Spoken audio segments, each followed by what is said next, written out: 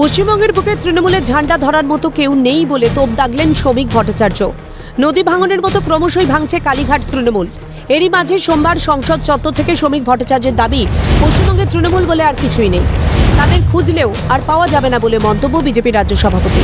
হাতে গোনা যে কয়েকজন তৃণমূল রয়েছে তারা ক্রিকেট হেলমেট পরে ঘুরছেন বলেও কটাক্ষ ছোড়েন শ্রমিক ভট্টাচার্য। শুধু তাই নয়, তৃণমূলের বর্তমান পরিস্থিতির কথা উল্লেখ করে জনতার ডিম থেরাপির কথাও বলেন তিনি।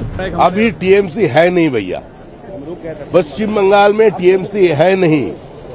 आपको वो सर्च लाइट लेकर ढूंढने से भी नहीं मिलेगा, और जो भी आपको मिलेगा टीएमसी का नाम पर उसका सबका थैली में एक एक तो क्रिकेटर का वो हेलमेट होता है ना, ये जो क्रिकेटर लोग पहनकर खेलते हैं वो लेकर घूम रहे हैं।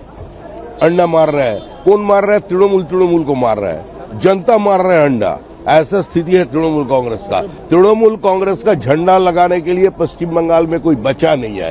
এখন রাজ্যে তৃণমূল ব্যাকফুটে। এবার দিল্লিতেও বদলে গেল অভিষেক বন্দ্যোপাধ্যায় লোকসভা কক্ষে বসার জায়গাও। আগে অভিষেকের বসার আসন ছিল 354, বর্তমান আসন সংখ্যা 281। সব মিলিয়ে লোকসভায় অভিষেকের ডিমোশন হলো তা বলাই যায়। তৃণমূল সাংসদের আসনে বসবেন সুদীপ, পিছনের সারিতে গেল কালীঘাটপন্থীরা। আর এ নিয়ে শ্রমিক ভট্টাচার্যের মন্তব্য, শেষ বেঞ্চে বসা উচিত অভিষেক বন্দ্যোপাধ্যায়ের। দেখুন, কারাপশন সিন্ডিকেট এবং ডিজে বাবুদের দিন শেষ, ওর তো লাস্ট রোডে বসা উচিত। মানুষ এদের প্রত্যাখ্যান করেছে। একটা পরিবারতান্ত্রিক স্বৈরতন্ত্রের দিন শেষ হয়ে গেছে। 21শে জুলাইয়ের মঞ্চ ভাগ, মদন মিত্র থেকে কাকলি ঘোষ দস্তিদারদের বিদ্রোহ, এসবই যেন প্রমাণ করে কালীঘাট তৃণমূলের বর্তমান অবস্থান।